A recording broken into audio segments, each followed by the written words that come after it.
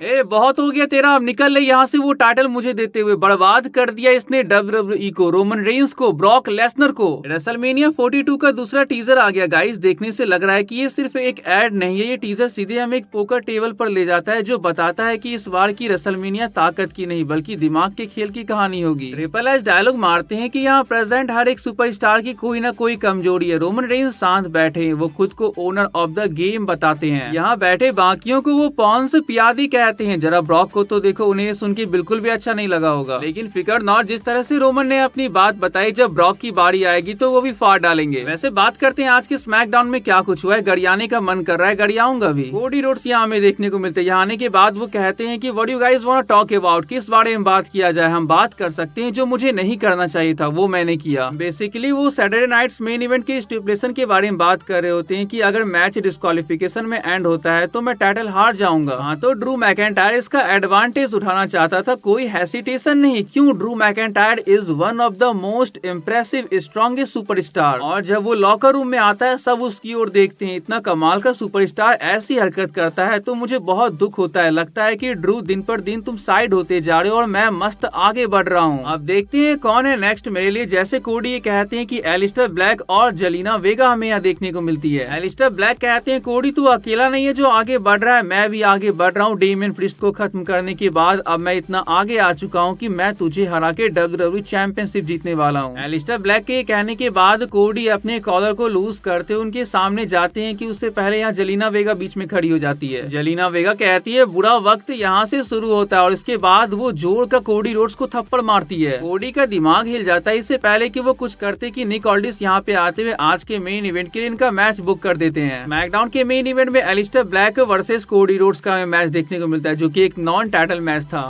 बड़ी बड़ी बातें कर दी एलिस्टर ब्लैक ने, और जब परफॉर्मेंस डिलीवर करने की बारी आए तो वो सिर्फ कोडी रोड से पिट रहे होते हैं। लेकिन इतने मैच के बीच ये क्या होता है, ड्रू मैकेंटायर रेफरी को क्लेमोर किक मार देते हैं। अब उन्होंने रेफरी को इसलिए मारा क्योंकि ड्रू मैकेंटायर को ऐसा लगता है कि ऐसा नेमी में वो इस रेफरी की गलती की वजह से ही हारे। रेफरी को बचाते हुए कोडी रोड्स ड्रू मैकेंटायर की ओर कूदते हैं। इसके बाद क्या होता है कि एलिस्टर ब्लैक और अब ड्रू मैकेंटायर ये दोनों मिलकर कोडी को तोड़ने लगते हैं। ऐसे में डेमियन प्रिस्ट यहाँ पे आते हैं। इसके बाद वो ना सिर्फ ड्रू मैकेंटायर को मारते हैं बल्कि एलिस्टर ब्लैक को भी बहुत ही अच्छी तरह से धोते हैं। लेकिन एक बार फिर अपने हस्बैंड को बचाते हुए जेलिना वेगा क्या करती है कि वो डेमियन प्रिस्ट के ऊपर कूद जाती है। डेमियन प्रिस्ट जेलिना वेगा को नीचे गिरा देते हैं। इसके बाद क्या होता है कि एलिस्टर ब्लैक डेमियन प्रिस्ट के आंखों में उंगली डाल देते हैं और यहाँ से वो निकल जाते हैं। बैक स्टेज जाने के बाद डेमियन प्रिस्ट हमें यहाँ बहुत गुस्से में और बहुत दर्द में दिखे। वैसे रिंग में कोडी का कोडी कटर लगता है ड्रू मैकेंटायर को, वो रिंग से बाहर निकल जाते हैं। इसके बाद निक ऑल्डिस यहाँ पे आते हुए ड्रू मैकेंटायर को सस्पेंड कर देते हैं। नहीं नहीं भाई, ये क्या है, ये इतना घटिया शो तुम कैसे बुक कर सकते हो? लगता नहीं है कोडी अब कुछ कर पाएंगे। हटाओ यार, रेटिंग गिर रही। लोगों ने शो के टिकट खरीदने बंद कर दिए, फिर भी ट्रिपल एच घोड़े बेच के सोए हुए हैं। क्यों आप शो में स्टार पावर ऐड नहीं कर पा रहे हो? आपके पास ब्रॉक लेसनर है, जहाँ उनको लाने का लाओगे नहीं, और जहाँ नहीं आने का मन है जबरदस्ती जुआ खेलने बैठा दिए। यार सिंपल सॉल्यूशन है, कोडी से टाइटल लो और ब्रॉक को दो, और कोई ऑप्शन नहीं है। मंडे नाइट रॉ पर नए सुपरस्टार बिल्ड किए जा रहे हैं, स्मैकडाउन पर क्यों नहीं? अभी अगर विंस मैकमैन होते तो Bron Breakker world heavyweight champion होता और Austin theory undisputed WWE champion. आप सोच सकते हो आज भी डब्ल्यूडब्ल्यूई अपने उन्हीं सुपरस्टार पर डिपेंडेंट है जिन पर वो आज से 10 साल पहले थे। बताओ ट्रिपल एच ने कितने नए सुपरस्टार बनाए फीमेल को छोड़ के? मैं कहूँ तो मेल्स में एक भी नहीं। ब्रॉन ब्रेकर पॉल हेमन की क्रिएशन है, इसका क्रेडिट वो नहीं ले सकते। रोमन रेंस के बाद विंस मैकमैन ने किसी को डब्ल्यूडब्ल्यूई के फ्यूचर के तौर पे तलाश के निकाला था तो वो ऑस्टिन थियरी थे, और ये ट्रिपल एच ने उनको ही बर्बाद करके रख दिया। ड्रू मैकेंटायर को सस्पेंड कर दिया गया। अब स्मैकडाउन पर रहा ही क्या, सिर्फ कोडी रोड्स। मैं कहूँ तो इस ट्रिपल एच को सस्पेंड करो, फायर करो यार, कुछ नहीं संभल रहा इनसे। विंस मैकमैन को वापस लाओ, वरना ये TKO और ट्रिपल एच डब्ल्यूडब्ल्यूई को खत्म कर देंगे 100%। सॉरी गाइज, अगर मैं ज्यादा गुस्सा हो गया हूँ तो सुबह सुबह उठो और 2 घंटे का इतना बोरिंग शो देखने के बाद किसी का ये मूड खराब हो जाएगा। अगर इंटरेस्टेड हो तो स्मैकडाउन के बाकी रिजल्ट्स देख सकते हो। रिंग में आने से पहले क्या होता है कि टामा टोंगा एक बार फिर से हमें इलिया ड्रैगनोव के फेस टू फेस देखने को मिलते हैं। सिर्फ देखेगा ही भाई, कुछ करेगा भी? ये मैंने आपको लास्ट वीक ही कह दिया था। तोमासो चांपा एक्सेप्ट करते हैं आज के चैलेंज को, लेकिन क्या होता है कि इलिया ड्रैगनोव रिजेक्ट कर देते हैं उन्हें, और वो जॉनी को मौका देते हैं यूनाइटेड स्टेट चैंपियनशिप के मैच में फाइट करने का। मैच में क्या होता है कि ठीक ठाक मैच था, रिटेन कर लेते हैं चैंपियनशिप को Ilja Dragunov. New WWE women's champion Jade Cargill यहाँ देखने को मिलती है। रिंग में आने के बाद वो कहती है कि आपने देखा ना टिफनी स्टैडन के साथ क्या हुआ? वो मैसेज था लॉकर रूम की सारी वुमेन्स को। वैसे जेड कारगिल ऑलरेडी इतनी लंबी है, फिर भी वो इतने मोटे शूज को पहन के क्यों आई थी पता नहीं। हाँ तो बस उनका प्रोमो इतना ही था। रैम पे हमें शार्लेट फ्लेयर के साथ उनका फेस ऑफ देखने को मिलता है। हाँ वो मैच फ्यूचर के लिए, लेकिन अभी शार्लेट फ्लेयर को फाइट करना था नाया जैक्स से। शार्लेट फ्लेयर बहुत कोशिश कर रही होती है मैच में जीतने की, लेकिन यहाँ पे नाया जैक्स हार मानने का नाम ही नहीं ले रही होती है। ऐसे में एनएक्सटी की लैश लेजेंड अपना मेन रोस्टर डेब्यू करते हुए एलेक्सा ब्लिस पे अटैक कर देती है। डिस्ट्रैक्शन का फायदा उठाते हुए नाया जैक्स इस मैच को जीत जाती है और लगता है कि ये नाया जैक्स का ही प्लान था, क्योंकि मैच के बाद वो लैश लेजेंड को कहती है उनकी बेस्ट फ्रेंड। यहाँ तो गजब हो गया। वुमेन्स यूनाइटेड स्टेट चैंपियनशिप के लिए जूलिया वर्सेस चेल्सी गिन का मैच हमें देखने को मिलता है। रिंग साइड ईथन पेस भी प्रेजेंट थे और मैच में जो गजब चीज हुई वो ये थी, यहाँ पे चेल्सी ग्रीन ने जूलिया को हरा दिया है चीटिंग से और अब वो बन चुकी है new women's United State champion. Ethan Page guys NXT के कमाल के टैलेंट है। वो यहाँ इसलिए थे क्योंकि चेल्सी गिन के साथ वो ट्रिपल ए के कोई टैग टीम चैंपियन बने हुए हैं। बहुत जल्द वो भी आपको देखने को मिलेंगे मेन रोस्टर में, लेकिन फिलहाल यहाँ पे रे फिनिक्स वर्सेस टारा टोंगा का मैच हमें देखने को मिलने वाला था। एमएफटीज के आने के बाद सिंस के नाकामुरा और एमसीएमजी अटैक कर देते हैं टामा टोंगा, टोंगा लोआ और जेसी मटेओ के ऊपर। मैच से पहले रे फिनिक्स भी अपना बहुत दम दिखा रहे होते हैं, लेकिन मैच स्टार्ट होता है कि टारा टोंगा ताला लगा देते हैं उनके मोमेंटम पे। चोक स्लैम के बाद वो इस मैच को जीत जाते हैं। मैच के बाद सैमी ज़िन में यहाँ देखने को मिलते हैं। The last time is now tournament के 2 मैच निक ऑल्डिस ने आज स्मैकडाउन पे अनाउंस किए हैं। पहला मैच जे ऊसो वर्सेस मिज का है और दूसरा मैच एले नाइट वर्सेस कोई सरप्राइज सुपरस्टार यहाँ होने वाले हैं। आज के स्मैकडाउन को देखने के बाद गाइस मेरा रिएक्शन तो यही था। आप लोग अपना बताना। वैसे आज के इस वीडियो को ही पेंट करते हैं। वीडियो आप लोगों को अच्छी लगी तो चैनल को जो सब्सक्राइब कर लीजिएगा। मिलते हैं नेक्स्ट वीडियो में, तब तक के लिए बाय गाइस।